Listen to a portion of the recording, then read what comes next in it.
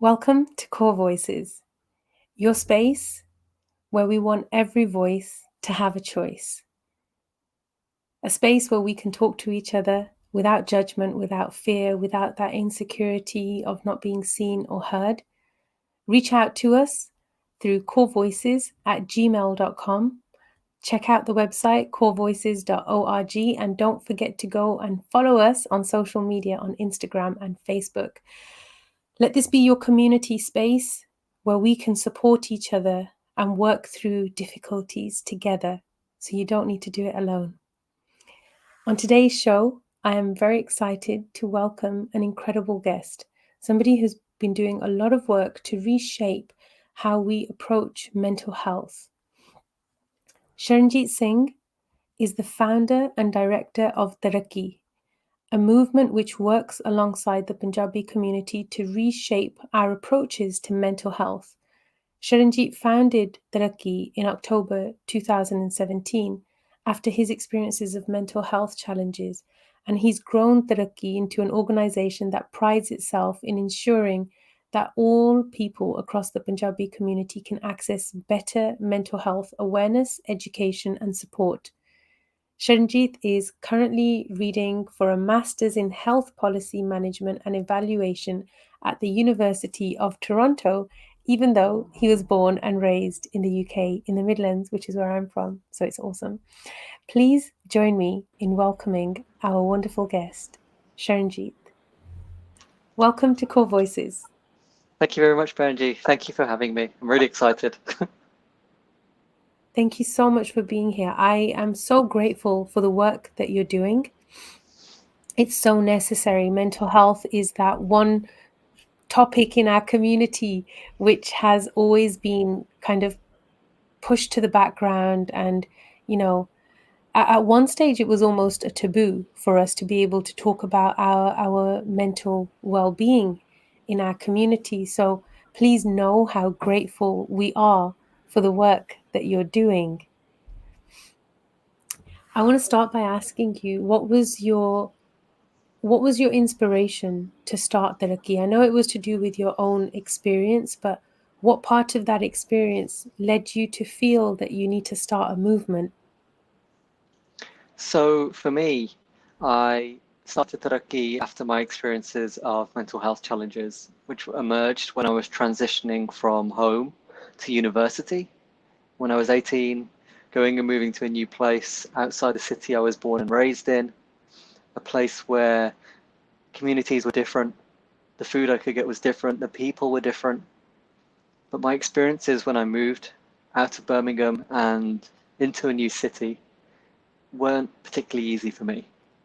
And so I was going through Mm, challenges when I was a student, and I was really, really lucky at that time. I might have been experiencing my challenges, but I was really lucky to be able to actually access support through my housemates, through my mm, friends who were there, my friends who stood with me, my friends who created a space for me to be open, a space for me to talk without fear, as you mentioned at the beginning, without fear of being judged, mm, without fear of being negatively stigmatized.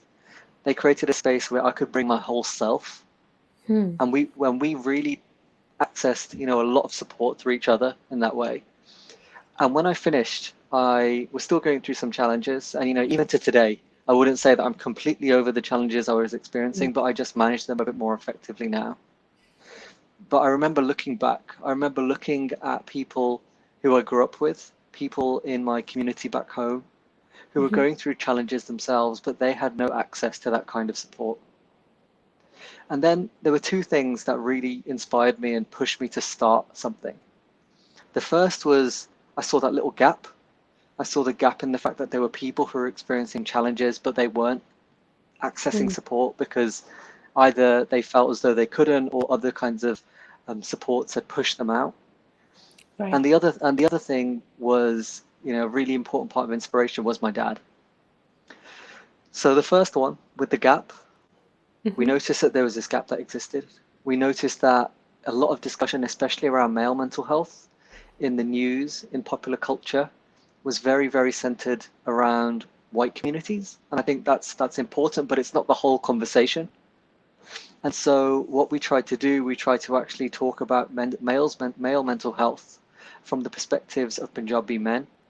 Because when I was speaking to my male relatives, they were saying, oh, mental health doesn't happen to Apane, mental health doesn't happen to Punjabi people. And so really that was the little gap we were trying to challenge right at the beginning when we started. And the second thing that was really, really important to me as well was the strength that not only Sikhi has afforded me with, but also the strength that I saw in my dad when he spoke about his mental health challenges. Because with him speaking openly and with him being honest with me about his vulnerabilities, for me, that rewrote all of the rules around what it really meant, to be a man. Wow. Suddenly I saw my dad, a person in my life who is so important, a person in my life who I see as a pillar of strength. Suddenly that strength wasn't just because he was emotionless. His strength was because he was actually in touch with his emotions in a different way. Wow. And for me, that proved to me that things could be different. And so the work that we're trying to do, it's based in working with people and rewriting rules that we might assume to exist. And it's thinking about how we can rewrite rules to actually create a society that's more inclusive, more open, and fundamentally more compassionate to people who might be experiencing challenges. Wow. That's incredible. There's so many important things that you've just touched on there. I love the fact that your dad was able to model for you what it can look like to approach your mental health in a more supportive way, and step out of the stigmas and step out of the judgment, especially as a Punjabi man. And that's something I definitely want to ask you. I'm going to come to that a little bit later, if that's okay. Um, what inspired you to want to name the movement Taraki? Biggest shout out to my mum. Moms Literally, are literally. awesome. That's it. You know what? Mum brought me into the world. Mum brought Daraki into the world. It's poetic. I was kind of just messaging my family and just saying, this is something I think I want to try and start out. And Mum was just sat down. I was talking about names and stuff, and Mum was just like kind of going through different words. And then Mum said Taraki, and I was like, what does Taraki mean? Mm, And mum said it's taraqi karna, to progress, to advance, mhm. and to move towards a better state. And so for me, moving towards that better state, going from A to B, that journey in between going from A to B is what we're all about. Mm, It's not just saying we need this, we need that. It's thinking about how are we going to get there. absolutely. That's so beautiful, and it is actually very, very poetic. And I love that your mom named the organization. That's amazing. So, the field of mental health is something that is, not the easiest to have talked about. Now we're getting to a space, like in this day and age, in this time, in this moment, um, a little bit more acceptance around it. um, what have you found to be some of the obstacles that hold people back in the Punjabi community from addressing their mental health? So there are a couple of things. One of them, as I mentioned before, if we're looking at male mental health, with Punjabi men, it's the Mm, idea that showing emotion, showing vulnerability is something that's weak. And mm, so there are different rules that we've accepted to be true over the years and in our lives, where we have assumed that if you show this type of emotion, if you're showing vulnerability, if you're expressing yourselves in certain ways, then it's seen as unacceptable, especially if you're a Punjabi man. And we've heard people who have had comments said to them, banda ban, sher ban, you mm, know, you shouldn't be doing this, mm. just be a man, in Yeah. English as well. And Men so don't that cry. was a really big obstacle. Mhm. Exactly. And so for us, that was a really big obstacle, but it's one that we have with our work seen the most progress on. because what we're trying to do there, we're trying to actually rewrite those rules. We're trying to say that talking about vulnerability and it being able to express your emotions in a particular ways, it's not a sign of weakness, but it's a sign of strength. And so what that has shown us is that these rules change. They're not just something forever. These rules are different now as they were 150 years ago, different to 300, 400 years ago. And so we have the potential to rewrite these rules for the future. Mm. And so another challenge that has come up is that often we say that, and I've heard this said a lot, and I definitely used to say this as well. We say that, older generations, they don't understand mental health. Mm. And what I've realized as well is that is one of the biggest insults we can say to people who have risked their lives to come into different countries if they've moved, people who have gone through Mm. countless challenges. Mm-hmm. For us to say to them, they don't get mental health, we need to think about how we're having those conversations to ensure that we're making it inclusive and open to older generations as well. Mm-hmm.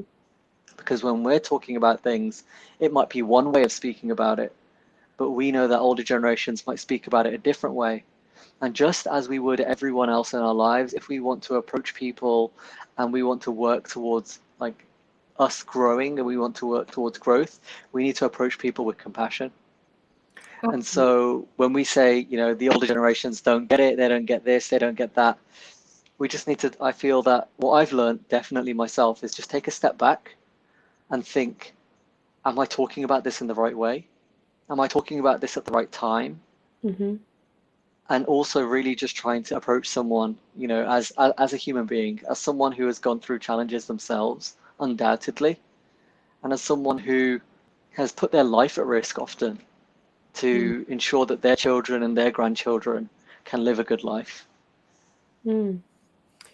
That's what you've just shared it is so powerful because we do that a lot, where because there's some sort of a breakdown of understanding or a lack of communication in those relationships, we put a lot of assumptions there.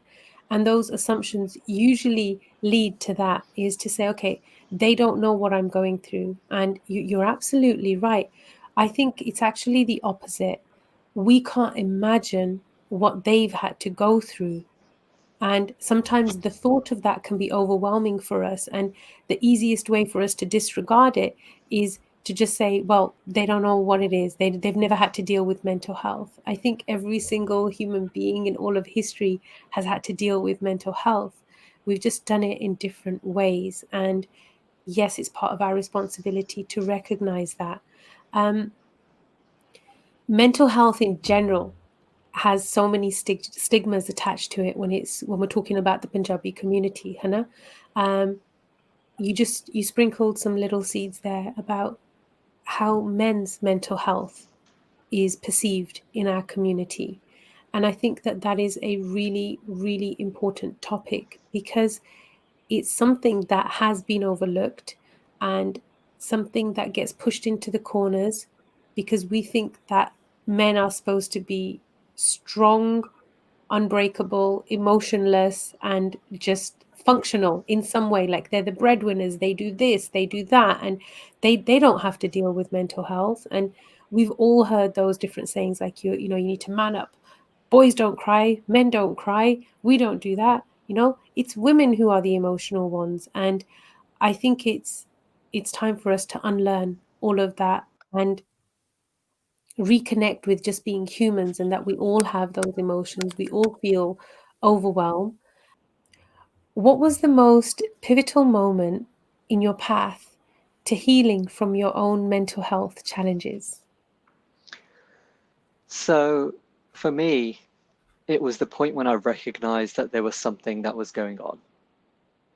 So just a bit of background, as I mentioned earlier, I was moving from a city where there were so many people from different backgrounds. There were so many people with different experiences. There were so many different communities, so many different cultures, to a city where there wasn't as much as that, to a city where I felt very, very different walking down the street.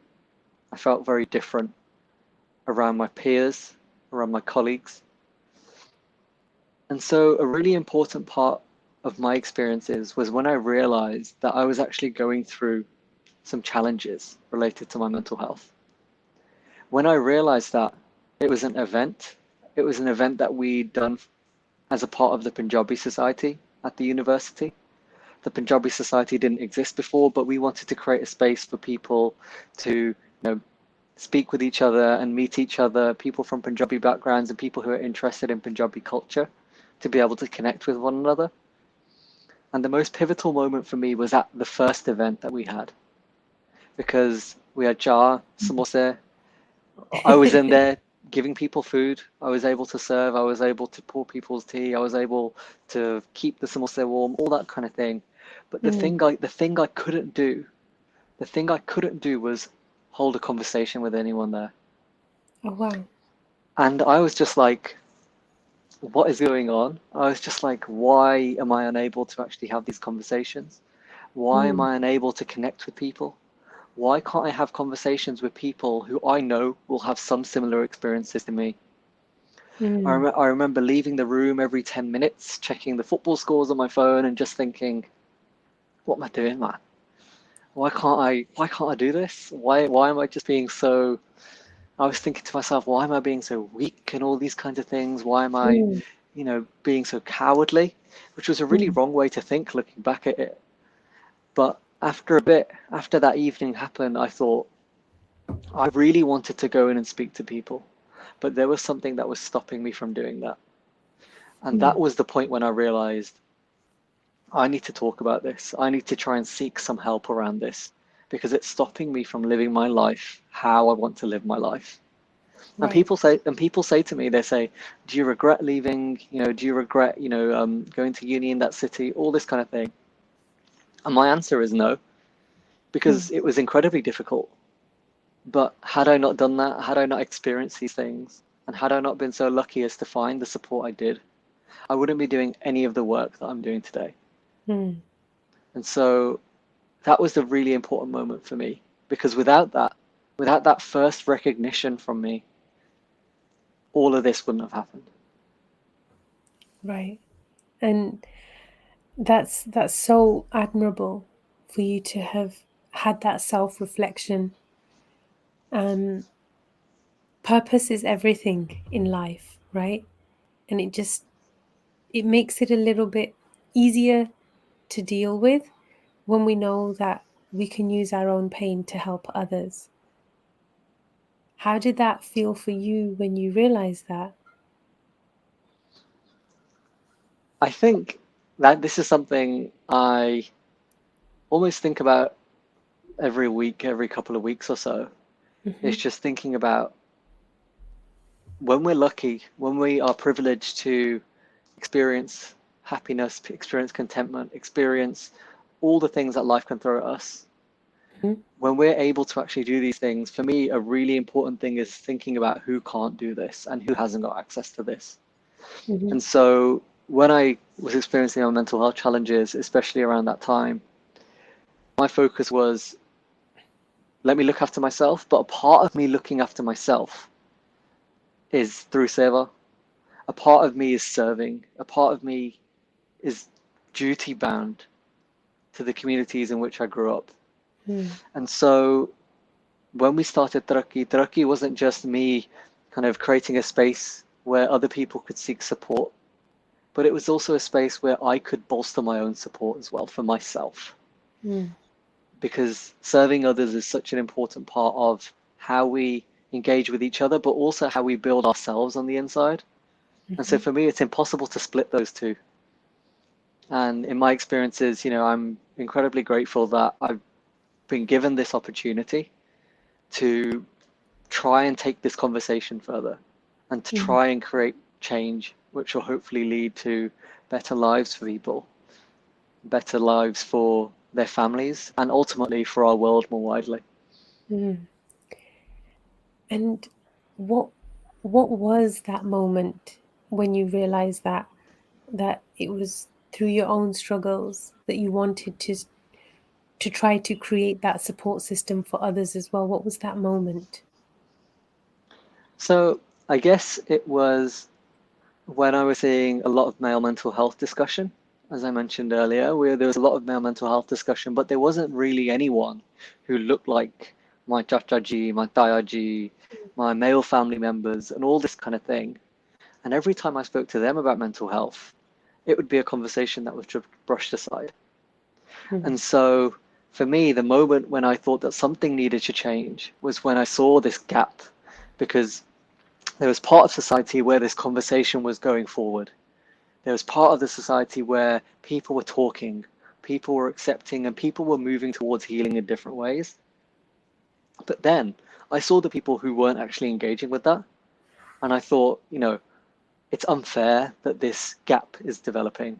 And so let's try and make sure that the people who aren't engaging in those conversations, maybe because they don't want to, or also maybe because they feel excluded by those conversations, let's have another conversation where we can pull people together, we can make it an inclusive space, and we can try and drive forward mental health discussion within the communities where it's often left behind.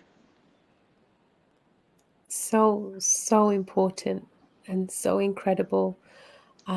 This is something that needs to happen everywhere globally, and I'm grateful to see a young Punjabi man step forward into this space and not be ashamed to talk about mental health and to help exactly what you're doing, reshaping how we approach it and normalizing the conversation, because it's something that we all need.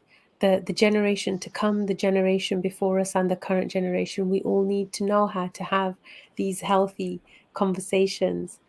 Um, what would you say are the common misconceptions about mental health that you'd like to speak to?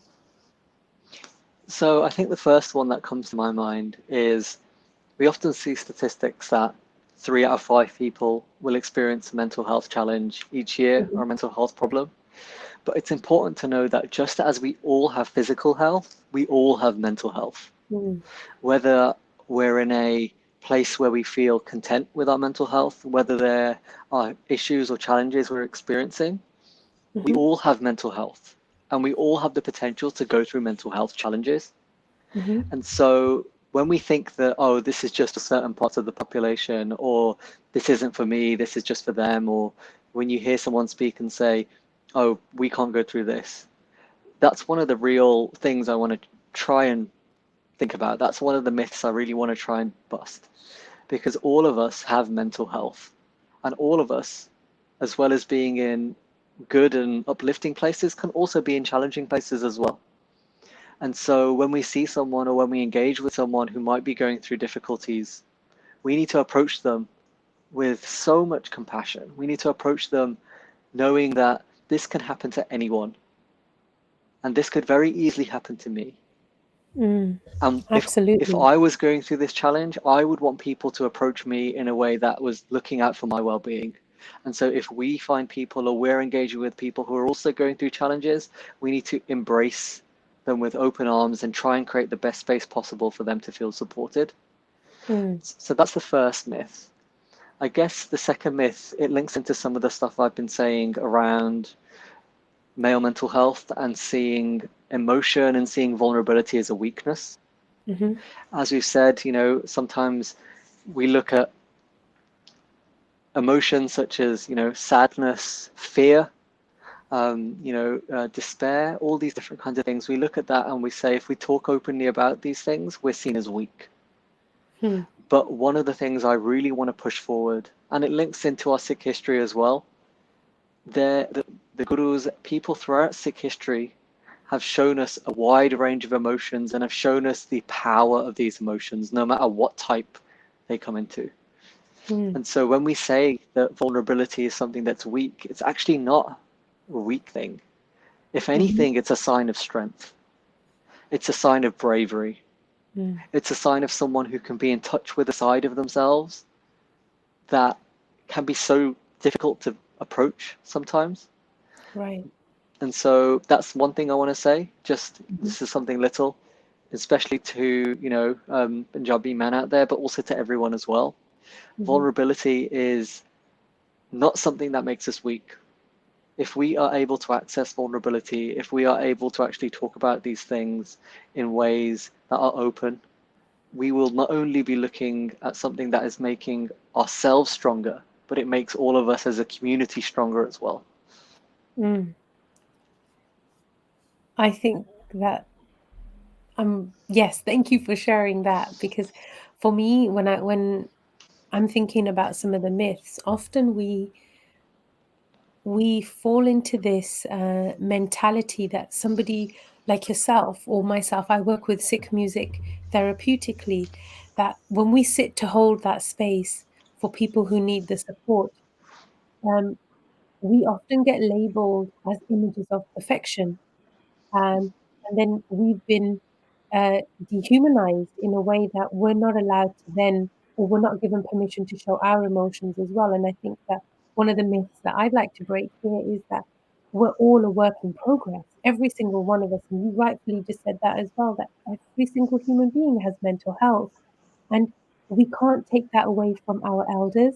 We can't take it away from ourselves, and we can't take it away from people like yourself who are doing excellent work in the community um, to support others.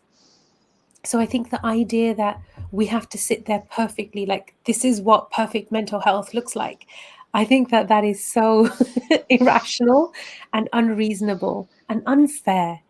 All we're saying is that we recognize this exists in every single human being, and when we come together, we're able to support each other better because we feel seen. We no longer live in that little silo where we think it's only happening to us, and the darkness starts to become a little lighter, right? Because we gather together, and there's a lot of strength in community. There's a lot of strength in Sangat and showing up for each other and having these support circles. Just sharing what you're feeling can drastically change what you're going through in terms of how we carry our emotions. So I think that that's really important to put out there, that you're doing incredible work and we appreciate it as a community. We don't expect you to be perfect. We allow you to be human and have your mental health too, but we want to be there as a support for each other, you know? And So, Benji, I want to just link into something you said there, especially around the role of creative expression in this as well. The role of music therapy, the role of ways of communicating that go beyond just talking person to person. mm, Sometimes we forget that we come from such a long tradition of creatives, of poets, philosophers, artists, and that type of communication is something that's so important. mm, And when we're having these conversations, we also need to think talking, person to person, that might work for some people, but there are other ways that expression can happen.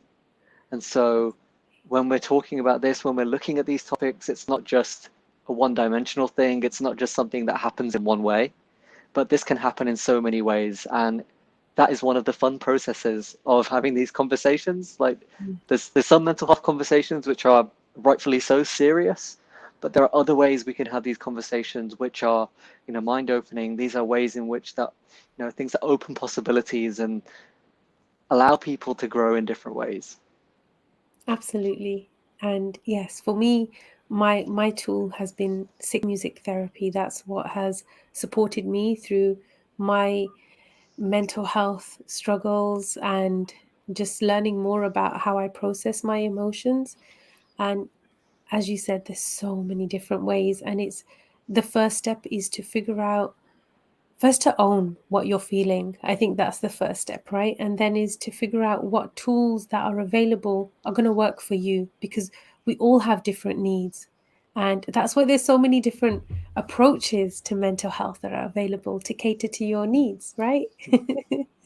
So what advice would you give to somebody who is currently struggling with their own mental health or knows somebody who's struggling with their mental health? So the advice I give can only be from my experiences. Mm, And I know that everyone will have different experiences. And so I just want to speak to my experiences and think about what worked for me. And mm, so one of the really important things for me was one was rest. trying to get as much rest as I could, which isn't easy to do, especially if you're in a really challenging place. The second thing I tried to do was try and put a small routine in. I didn't keep to this every day, but I wasn't hard on myself if I didn't keep to it. The third thing I tried to do was connect with Sikhi in different ways, whether it's reading more, listening to Katha, whether it's sitting down, jumping Naam, whether it's sitting down, doing Part, and just engaging in different parts of Sikh traditions. That was really, really important to me as well. But then I also know for some folks that can be really hard to do. That can be really hard just to jump into. And so one of the things that I found that made the biggest difference for me was the smallest thing. It was just, whilst in the evening, whilst I was, kind of going to bed and stuff, I would just put Waheguru Simran on in my room. And as I was going to bed, I'd kind of turn it down a bit, but it would just be going on throughout the night. And so the first thing I heard when I woke up was Waheguru Simran. And that was it was a small thing, but I felt as though I was entering the world in a different way, if you get what I mean. Oh, I understand. And I guess for those who are concerned with their mental health, another important thing is knowing what's out there in terms of support, whether it's your local area, whether it's different types of support on social media, all these kinds of things. It's knowing what's there and trying to reach out if you're able to and if you feel that you need to. It's easy for me to say as well, but reaching out can be really hard. And I know it can be really hard because it took me a long time to reach out. And then the other thing for people who might be concerned for the mental health of someone in their family, this is the time where we show unconditional love and unconditional support. We can know what services are available. We can know what types of support people can get outside. But if there's someone in our family or in our household who is going through something challenging, the first important thing we can do is make sure that we're creating a space for them to feel comfortable. We're creating a space for them to feel less pressurized by the challenges they're facing. We're creating a space to make life a tiny bit easier in the way that we can. And then if someone might not want to actually talk about their challenges, that's fine. We don't want to force them into it. That's really important as well. We don't want to force people.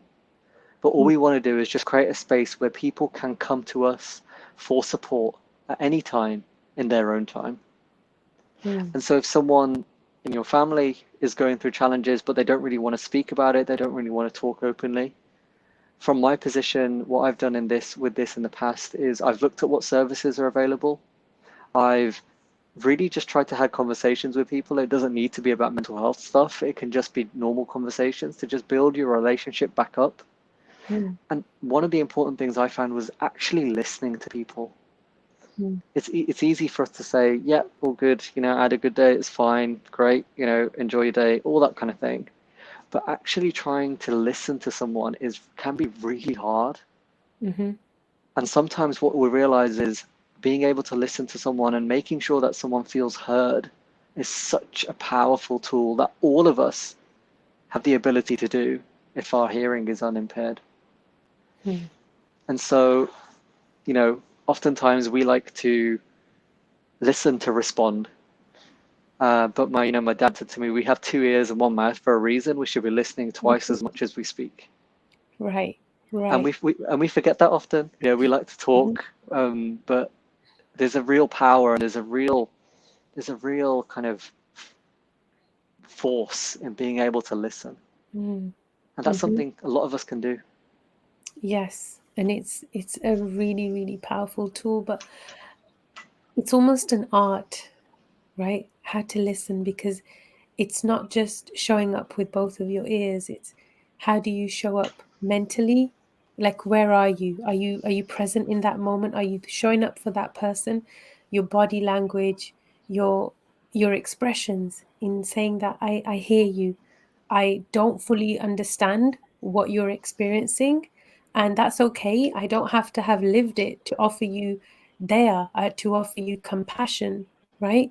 To just be there and hold that space.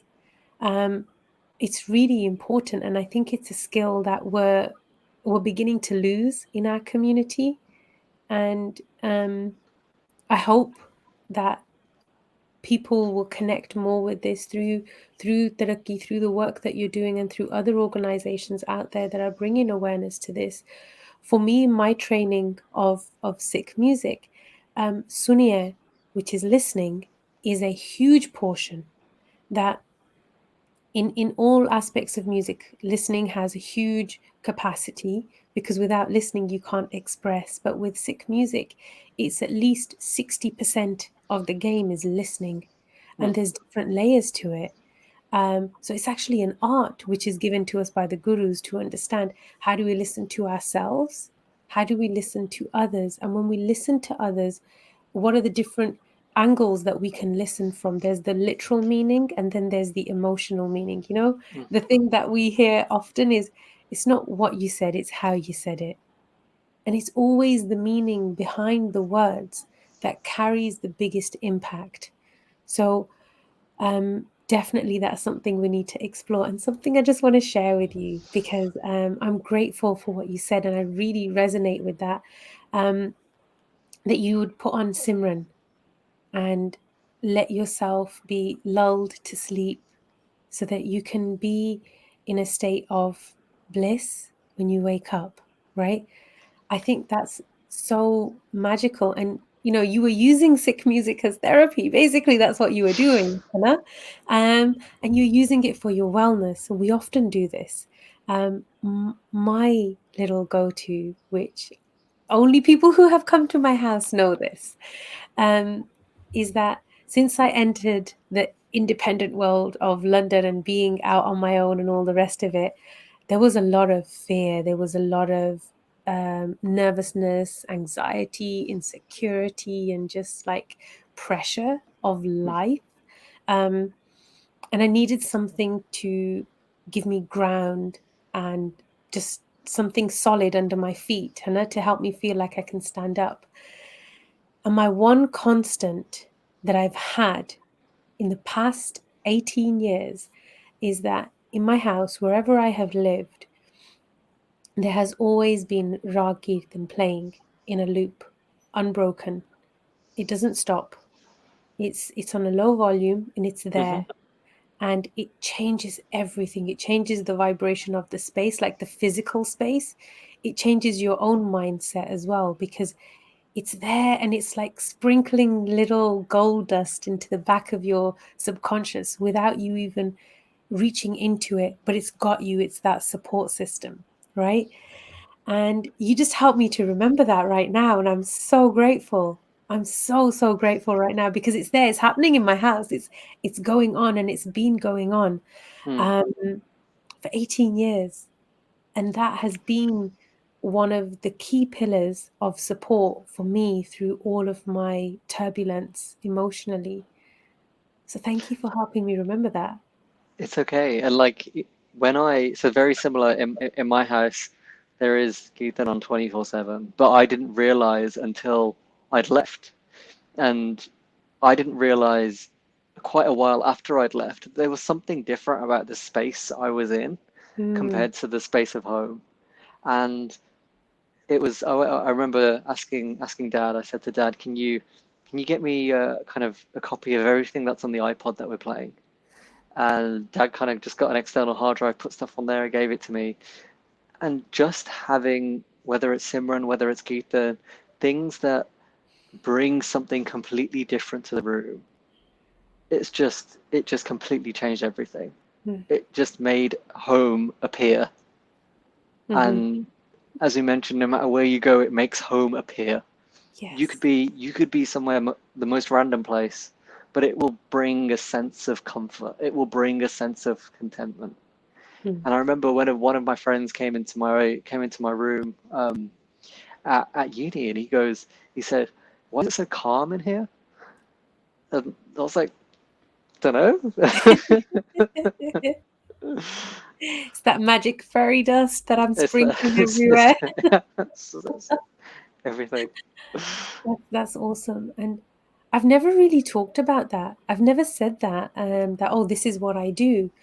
But it's something that's really key to how I operate as a human being every single day, because it's the mm, first thing I hear in the morning and the last thing when I go to bed. And during the day, like when I'm going up and down the stairs, whatever shabad is playing in that moment, I'll be singing parts of the lines as I'm wandering around, and it's working its magic, mhm, mhm. And yeah, that makes me so happy to just reconnect that right now. It makes a constant loop of whether it's a shabad, whether it's a particular kirtani, it makes a constant loop happen in your head as well. Hmm. So you're always just humming, or Mm, you're like with me, I cannot sing. So like it's always doing things out of note, but it's just there. And like I even find when I go out and play sports, like if I'm playing football, mhm, I'll be in my position, but in the back of my head there will be either Simran or Keaton, and mm. I just find myself kind of it keeps me going in that respect. It's yeah, it's really interesting. That's amazing. It's life-giving. I mean, for me, that's what it is, and that's why my life is invested into this revival of Sikh music as a form of therapy. But just to add in there, everybody can sing. Okay, that's the work that I do. That's another conversation that we'll have off air. But everybody can sing. If you can talk, you can sing. Because in this space of kirtan, which is different to music, it's Mm, about your authentic expression. It's not about musical excellence. That's a mm, space of performance. And we were given kirtan as a way to connect with our emotions and keep our hearts and minds healthy. That was the purpose of it. It wasn't about sitting on a stage and being an artist, being a great galakar and, mhm, appeasing the crowd. That wasn't the purpose of the kirtan that we were given. There were, at the time of the gurus, there were the rababis who played in the court of the guru, and then there were musicians who played in the court of the emperor, right? mhm, They were mhm, not the same. Rababis were different to the court musicians. mhm, So I think it's important for us to understand that difference, that here Kirtan is given to us as a lifeline to breathe again, to just release those emotions and feelings that house themselves within us that don't serve us, but we need to release them. And sometimes we can't find words to express them. And that was why Guru gave us Shabad, that we can use music as that expression to pull out the feelings and create the space inside so we can breathe again. Thank So, you. That was a really that's really helped me thinking about, you know, Geethan as detached also from separate from kind of performance as well. mm. That's really helpful. Thank you, Benji. It was for me, like, I don't come from a musical background. My parents were not musicians or like, kirtani or anything like this, so it's not in my blood. I wasn't musically inclined in terms of pitch or rhythm. And there's many people who will speak to that, but we won't get them on the show, okay? um, and that was when I learned through my own experience that there's a difference between what kirtan actually is and Mm, how it's presented to us.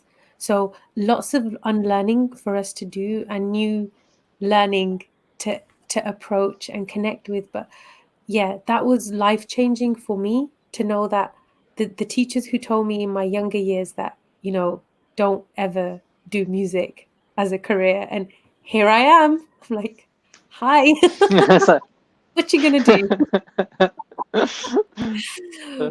We can't take those labels. We can't let those labels own who we are. You have to give yourself the space to become whatever you're meant to be, right? And Guru has a plan for us all. There is no way that I would ever have thought I would sit here as a Sikh music therapist, mm, not being able to sing or keep a beat like what 20 years ago. So Kirtan is not music. Kirtan is far deeper, far greater, far more powerful because you've got Guru's Shabad and wisdom to guide you through that process. If we just look at the musicality, just the instrument and the sound, that's a different ball game. We're talking about Kirtan, which is the mm, full package, the Shabad, the Rag, the Saj, your expression and your lived experience. You got to put it all in there. Hana? That's when it becomes part of the Jivan. So Thank you. yeah. And yeah, that's just me like sprinkling my little bit of whatever in there, but this is what supported me, and I would like to be able to help others relate with what Sikh music is differently to how we've seen it to be. That's why I consciously I'm using Kirtan and Sikh music as separate terms. Hmm. Ultimately, it is Kirtan, Hana, but we've been given something different in the past 100 years, so we've got a different attachment with that word Kirtan.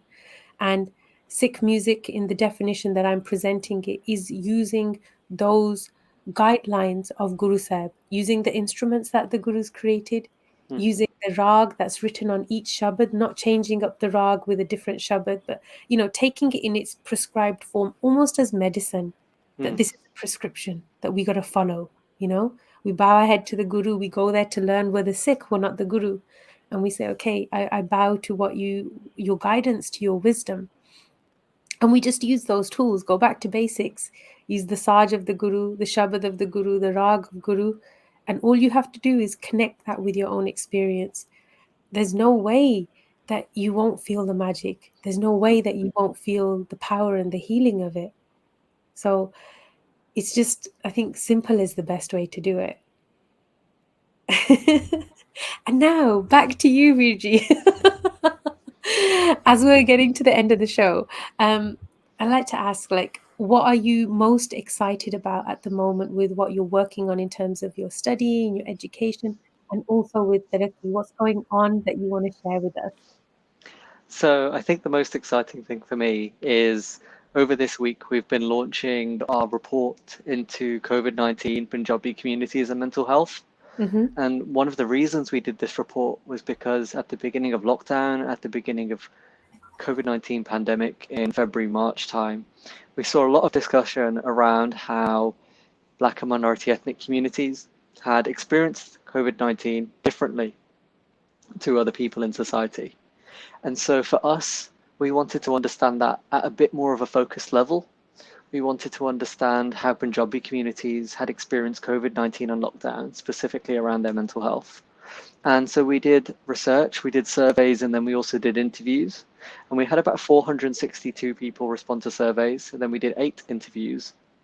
And what we found was that 60% of people who responded to our surveys had said that they'd experienced a decline in their mental well-being from before COVID-19 to Mm-hmm. during COVID-19. Did you say 60 or 16? 60, As in 60% of 60? people Wow. had Wow. experienced a decline in their mental health. And that could be a small decline, that could be a really big decline. And Mm. then what we saw within that was there were particular parts of Punjabi communities who were experiencing the biggest declines. And Mm. these people were Punjabi LGBTQ plus folks who had previous Mm. mental health challenges. Mm. These were also first generation Punjabi migrants who had previous mental health challenges. And these were also Punjabi people who had multiple different illnesses at once. Mm. And so what that showed us was we need to also be attentive to the people in our conversations who we might inadvertently exclude. Mm. And so we're really trying to think about there isn't just a one Punjabi community. We're talking about a lot of different people with different types of lived experiences Mm-hmm. who might experience things differently from a different part of what we see as the same community. Yep. And so that was one of the important findings. And then one of the other things that I think was really interesting was the main structures of support that were used by Punjabi folks during COVID-19 and lockdown were Mm. friends, family, and faith. Mm. They were the 3 things that came forward as the most frequently used supports. And when we say faith, this isn't just kind of, we did previous research and it showed that faith was kind of 2 different things. There was the kind of the contemplation and meditation and recitation side of things. And Mm. then there was also the Sangat side of things. So obviously, in some cases, the contemplation can happen when you're with with Sangat, but then Mm-hmm. there's also like the fact that people will say go to the place of worship and try be in Sangat in that way. Mm-hmm. And so what we found this time was that a lot more people were contemplating, a lot of people were meditating, a lot of people were reciting different things associated with their faith. And obviously, because of lockdown and a lot of places of worship have been closed, we've seen that the people engaging with Sangat were lower, but there were still a lot of people who were connected to faith in a different way. And so for us, one of the things moving forward, we're trying to think about how we can best understand that idea of faith within adverse conditions, faith within uncertain times, and the power that has, especially around benefiting and improving people's mental well-being and supporting them through challenging times. And so moving forward, from our report, we're going to be developing a few different projects around those findings. And so one of our projects that we're doing and we're kind of getting up at the moment is developing an online resource specifically for Punjabi LGBTQ plus folk. And one of the other projects we want to try and take forwards is working more closely with Punjabi people who are in the prison system. The people that we often will forget about and the people who we often push away, but we can't forget about them, because when we're having a conversation about Punjabi mental health, if we're not including these people, then we have failed. Absolutely. And so for us, it's always exciting. This work is really exciting. And I feel as soon as you think you know something, you're just thrown the other way. And this work is great for just constantly questioning my assumptions. It's constantly showing me how little I know. And I'm so comfortable now with knowing so little. I'm not just comfortable now with knowing little, I'm excited to learn. And so it's always good, and we try and make it fun, and we try and have a bit of a joke when we can. But then also we try and communicate, the serious parts of these conversations as well. Absolutely. Oh man, that sounds amazing. And I'm so excited for everything that you shared and for everything that you've just mentioned now, because yes, we forget about so many parts of our community, and we are community. We are all together. We are Sangat, and we need to show up for each other. And I'm grateful that you're reaching out to our brothers and sisters that we've neglected and that we've pushed away into corners, because that should not be the case, and nobody should feel forgotten in Sangat. Thank you for doing that work. What is your vision for the future of the work that Taraki is doing? My vision is that Taraki doesn't have to exist. Waheguru. My vision is that we are able to create space where people can feel comfortable, people can feel supported, and people can access these types of conversations around mental health in their day-to-day lives, rather than thinking this is a Taraki event, this is a mental health event. We need to think about how mental health can be a foundation in the different parts of our lives. We need to think about how people can access support without thinking I'm accessing support. Think about how we can support people as an instinct rather than as an afterthought. And so the world I look at, the world I want to see develop, whether it's in my lifetime or after, is one where we don't think about mental health as an afterthought, but it's embedded into our process. It's embedded in how we do our lives and how we live our lives. I love that. Yes. Yes. And I wish for that world too. We've got a lot of work to do between now and then. And just know that you've got you've got my support and the support of the whole Core Voices community. However we can show up to be there and to help amplify this message. I want everybody who's tuning in, who's listening and watching, to go and check out taraki.co.uk. Go and follow on Instagram and on Facebook as well, and support the incredible work that Sharanjit and his team are doing, because we need this. We need this in our community, and we need to show up for each other to continue to do the good work that is needed out there. It has been a joy to have you in our beautiful little Core Voices community today. I'm so grateful to you. Thank you, Sharanjit, for being here with us. No, thank you so much, Benji, for allowing me into this space. Thank you for all the Core Voices community for creating this type of space, and for everyone contributing towards moving forwards, towards listening, towards sharing, and towards healing as well. So yeah, I feel really privileged. Thank you so much. Thank you. Thank you. And I hope that you'll be back to keep us updated on the work that you're doing and let us know where we can show up and support you in any of the projects that you create. But once again, thank you, Ruji. This has been incredible. And thank you to everybody who's been tuning in. This was Kaur Voices, and thank you for joining us.